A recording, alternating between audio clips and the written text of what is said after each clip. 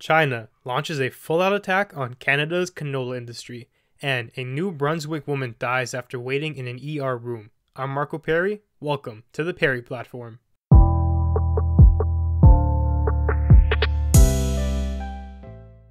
These days, China's really not playing around when it comes to Canada. They've taken increasingly more drastic measures in order to coerce us into giving in to their Huawei-related demands, and more on that in the relation to exactly what's happening in a second. First, let's talk about the headlines that are going crazy all over Canada today. So, China announces today that they are no longer willing to import any canola-related products from Canada. They will look to outsource the supply to other countries. This was a massive blow to Canada's economy because from our canola industry, China made up 40% of our export market, and canola is a very highly useful substance. It's not just for cooking, which comes in the form of canola oil. It's also used to make biodiesel and bioplastics. The main issue here was that Canada relied heavily on China as a trading partner.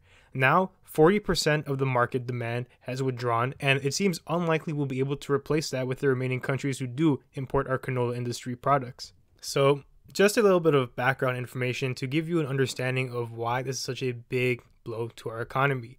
According to the Canadian Council of Canola, that's a pretty funny name for a council actually, they estimate that $26.7 billion related to canola was contributing to our economy. And from that industry, over 250,000 jobs were tied to it. And that involves just farming, producing, extracting the resource, and even refining it into other things like the biodiesel and bioplastics, and even the exports and the sales of it. So many jobs tied to such a critical Canadian export. Due to the loss of China, such a big partner that we needed to actually sustain these numbers, let's do a little bit of quick mental math. So $26.7 billion towards our economy, 40% makes it kind of hard for me to break it down, so let's go with 50. Let's say it's roughly $13 billion that are now going to be flowing out of our economy. We won't be able to sell that much. And due to the decline in demand, it's very foreseeable that we won't lose the entire 40% market. It's very possible that other countries might try and help us out, try to increase their numbers, or new players might enter the market. But an economy the size of China doesn't just come around every other day. It'll be nearly impossible to retain the entire 40% loss. So there's definitely going to be a big hit. And from our estimates, it looks like $13 billion from the economy. And tied to that, the jobs, 250,000 was the amount prior. Let's say 50% of that again. So 125,000 jobs. Maybe we'll round down a little bit, even 100,000 jobs. Massive hits to the economy, and it's actually such a big hit that this could lead to some severe implications to Canada's financial ability to purchase things or even sell things now. The whole canola industry is in flux. So why is China pulling out of the canola industry? Is it because canola is no longer useful? The answer to that is no. Is it because China doesn't need canola anymore? The answer to that is another no. They're actually going to be looking to other countries now to import canola. So why go through that trouble in the first place? Well, obviously, it's tied to the Huawei scandal and China's strong sentiments to Canada regarding what went down. So, for those of you who are unaware, China and Canada have had some bad blood brewing between them for some time now, and it's all related to this Huawei incident. So, for those of you who are unaware of that, I'm actually going to spend some time breaking that down comprehensively because it's key to understanding why they made this move within the canola industry. Huawei is a massive telecom company that originated in China, and they are held by the government. They're one of the biggest Chinese companies around, if not the biggest. The controversy surrounding the company seems to have been ever growing for a very long time now. Some of the early allegations of Huawei included them trying to scrape data off international browsers and searches, and within the telecom industry, they've been trying to set up mobile towers and provide networks to all these countries, even within Canada. There were talks of them providing a 5G network for us, and a lot of people were wondering why they wanted to do this. Of course, there was the profit motivation, but they stood to gain a lot from the opportunity to steal data as well. And on top of that, it wasn't just an inquiry or a question as to whether or not they were tried to do that. There were actual attempts to steal data, and a lot of controversy was occurring because of that. On top of that, there was a more recent charge, and the figurehead of the controversy is Miss Meng. She was the CFO of Huawei, and she was charged with conspiracy to defraud multiple international institutions. The charge was issued by the United States of America, but Miss Meng resided within Canada during the period of this accusation. So they issued an extradition warrant, which requested that Canada detain her, which they did. They actually intercepted her at an airport, issued her with the formal charges, took her into custody. She was later released on bail, but she was not allowed to leave the country as they went through with the extradition hearing. Eventually, it seemed like the judges were willing to follow through with the United States request to send her there where she would be formally charged with these accusations. One thing to keep in mind is that she is not officially done with her court hearings within Canada. Her next appearance is actually on May 8th, where she will plead with the judges as to why she believes she should not be extradited to the United States. And this might be her last chance to get her voice out and be heard, because it seems like they're getting really close to making a decision. So the current landscape is the United States wants her so they can charge her themselves. Canada currently holds her. The United States put a request in for her to be sent over. Canada is currently reviewing the request. And this is where China starts acting kind of fishy. They've been applying extreme pressures to Canada to release her and not comply with America's request from the very start of the entire operation. The first thing they did was there was a Canadian who was charged with drug smuggling in China. He already went through trials and he was sentenced to, I believe it was 10 to 15 years of jail time. But when this controversy started to make the headlines and Miss Meng's capture was released, China did something very peculiar. They took this Canadian, they brought him back to trial after he was already given a sentence. The case was closed already. He was already deemed to be guilty and he was going to serve his sentence. But out of nowhere, they decided to retry him. And guess what? They up the penalty. He's now given the death sentence, and they were set to kill him. They didn't really kill him yet because, think about it strategically, he became a bargaining chip for China. We have a Canadian who we know committed a crime, and he was already convicted prior. The whole retrying thing is highly controversial. You should be very skeptical of why they did that. Obviously, it was politically motivated to apply pressure to Canada. They were essentially sending a message. If you keep detaining Miss Meng and don't release her, we're going to extract some form of vengeance upon you. And in this case, the first thing they did was put a Canadian on death row. Obviously, they weren't immediately going to exercise the execution, because if they did that, the pressure would immediately evaporate and all you would have is outrage. You need to keep your bargaining chips alive for as long as you can. The Canadian government, in response, did what I think was the best possible move. They stood their ground. They said, we're not going to give in to these threats. We don't believe you should be putting our Canadian on death row. On top of that, we don't believe in the death penalty, and we think it's highly, highly controversial that you are threatening to kill a Canadian. And because of this, they were able to rally support from partnering countries, and they voiced the same sentiments. We're in support for Canada. You shouldn't be doing this to their citizen. So that first attempt resulted in a failure. What does China do? They don't simply give up. They actually escalate the heights gradually. So look at that first circumstance. They were testing the waters with a criminal.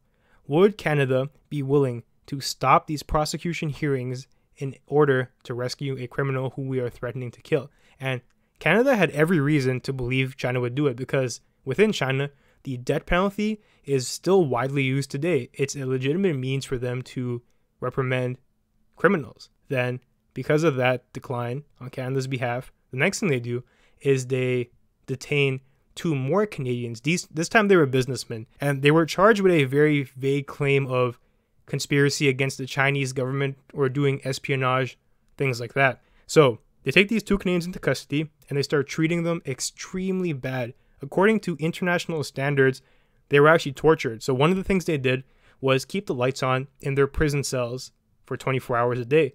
There was no darkness. This is actually not allowed even if you're trying to torture someone in the military, because it drives people crazy. They can't go to sleep because the lights are so bright, and they start losing their minds slowly but surely. While this is happening, the Canadian embassy in China is trying to figure out what exactly is going on. Are these charges legitimate? And even if they are, they still shouldn't be torturing our people like that. So when the Canadian embassy comes to visit the criminals, or the alleged criminals, the Chinese government starts putting on these insane stipulations. So the first thing was they weren't allowed to speak to the Canadians in French. The Chinese officials would follow them into the room and they would want to be aware of everything that's happening. So they knew how to speak English and they understood it, but French is not common in China. So they thought that secret messages would be passed between the Canadian embassy and the 2 people that are being held. So they banned speaking in French, and they only allowed to see the criminals once every month, or the alleged criminals, I should say, once every month. This is obviously not enough time to speak to them, and even within that one time they got, there was an extreme time limit. And as soon as that time limit was over, they were kicked out. China wanted no interaction between the two parties, so the transfer of information wasn't really there. Now, China has more bargaining chips. 3 people, 1 prisoner, and 2 businessmen. China is kind of upping the ante a little bit. Essentially what they're saying subconsciously, because there was never a direct demand, and they're playing it very smart. They never explicitly told Canada, release our person, and we'll release yours. We'll give you 3 for 1. That was never said explicitly, but implied it's obviously there. They're gathering up these people now and holding them as hostages, essentially, trying to pressure Canada into not extraditing Miss Meng. And be realistic about this. Even if she is not charged and Canada releases her, there is no way she remains in North America to continue her job because she was the CFO. There's every guarantee China's going to recall her and make her stay in China where she will be safe and protected from the North American forces. Thankfully, Canada also stood their ground with this. They issued statements saying that they don't approve of what China's doing. This is actually insane. And they're going to be launching formal investigations into it. The only thing to keep in mind with this is the discrepancy in power between the two countries. China literally has over 1 billion people in it. Canada is more like 40 million. China has so much more power over Canada that it's hard for Canada to do anything really. A show of strength would result in Canada losing that battle. Only a country, realistically, like the United States or Russia, has the power to support Canada and get something to actually happen. This is why China is not directly attacking the United States. They're not detaining US citizens, because imagine if that happened. It would basically be the start of a war. That wouldn't happen. It wouldn't fly. So Canada is hoping that they can get support from the United States, which they have gotten, but it hasn't been like physical support, you could say. The United States has issued statements of support saying they don't condone what China's doing. They want the investigation to happen, but there's been no show of strength. So they've been slapped on the wrist a little bit. People are saying we don't approve what you're doing, but there's been no consequences that follows. So now we get to China's latest assault on Canada. Pulling out of the canola industry, Canada is now losing 40% of the market. A $26.7 billion market has lost 40% because it was tied to one player. Now, it's not just people. The Canadian economy is at stake. They've essentially targeted every Canadian now because of this. And now the chips are really stacking up for Canada. Our economy is in danger, and we have 3 Canadians, maybe even more abroad that we don't know of, that are being detained. China really wants Miss Meng to be set free. So, what does Canada do? I think they hold their ground further and they start escalating their side of the equation because this is impossible. You can't give in to a country like this trying to bully you. It sets a negative precedent. If China gets away with what they want because they've tried and done these things to you, all you're doing is signaling to them that it's an effective way of persuasion. Every time there's an issue with Canada and China, all they're going to do is start detaining your people, threatening to kill them, and threatening to make your economy collapse. You can't let that go unchecked.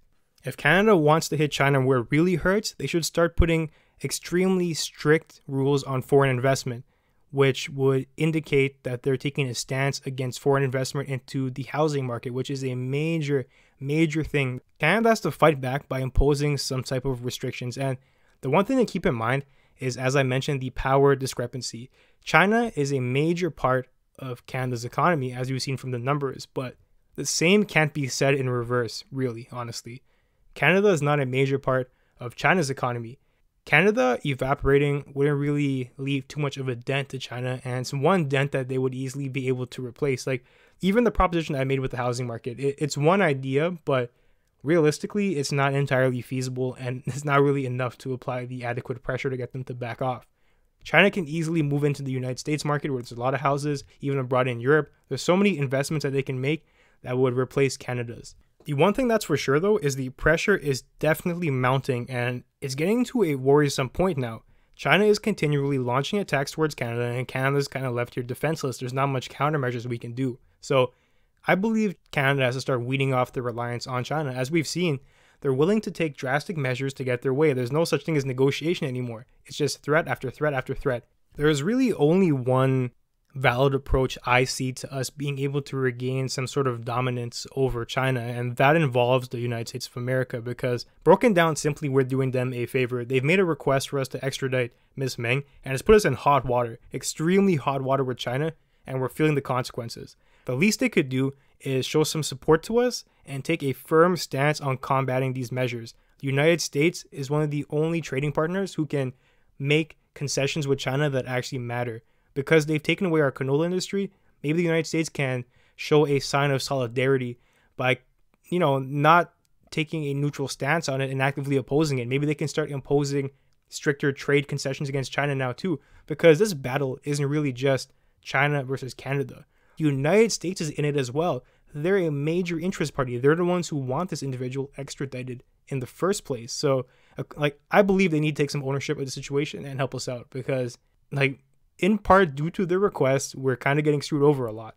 I would say it's actually their moral obligation to take measures to assist us because it's just not justified the way things are happening to Canada right now. At this point, all we can do is sort of wait to see how things play out. So I'll be giving you all the latest updates on the situation. It's something that we all need to keep our eyes on though, because this can spiral out of control extremely fast depending on how it goes. So moving on to our next story of the day. A New Brunswick woman dies after waiting 11 hours in a hospital emergency room and now receiving treatment. It was honestly an extremely unfortunate situation and it didn't have to happen this way. So this individual came into the hospital believing she had a hernia, and the real diagnosis was she had a failing kidney. The hospital staff told her to wait because she was deemed to be a non-essential client. She could wait a little bit and still be okay because it's only a hernia. They failed to recognize that what she was really dealing with was a kidney failure. After waiting 11 hours, take that into 11 hours in a waiting room. That is obscene. She continues to wait, and eventually in her chair, she dies because her kidney just burst on her.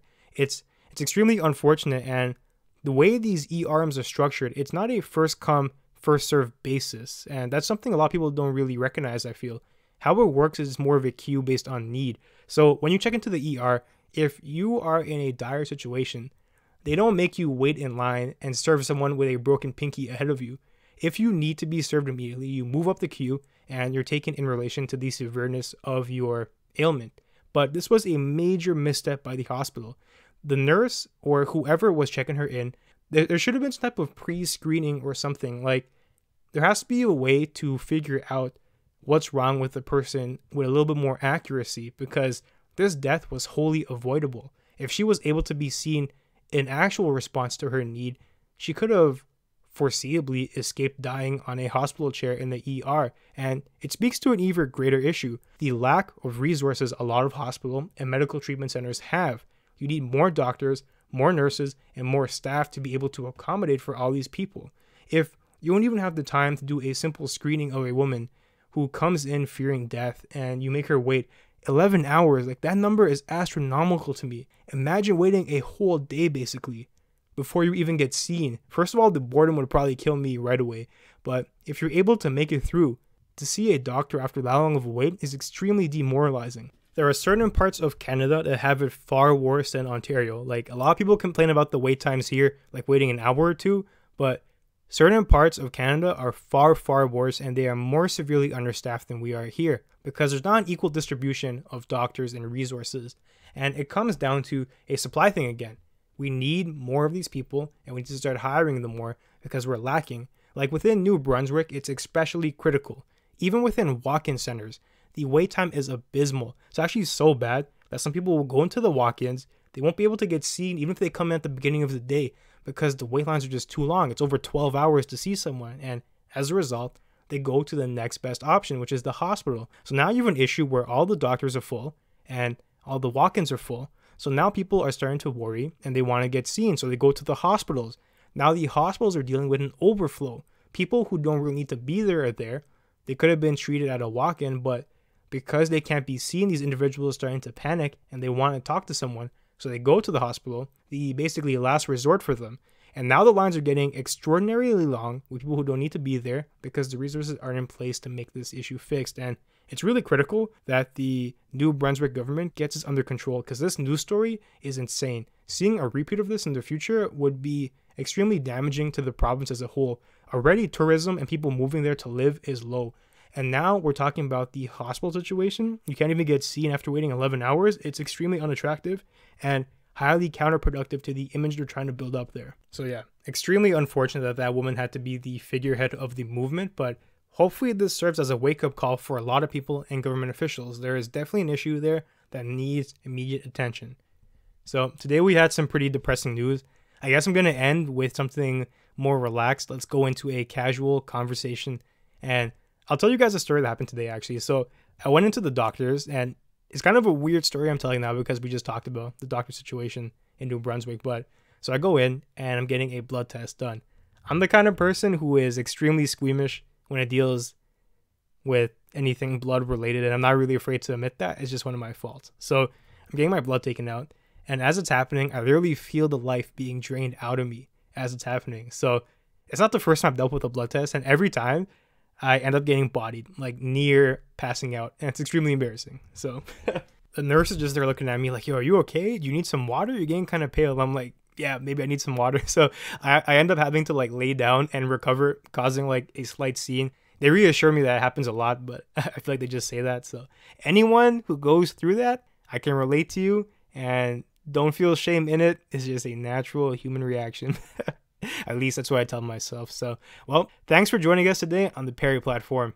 I'll see you soon.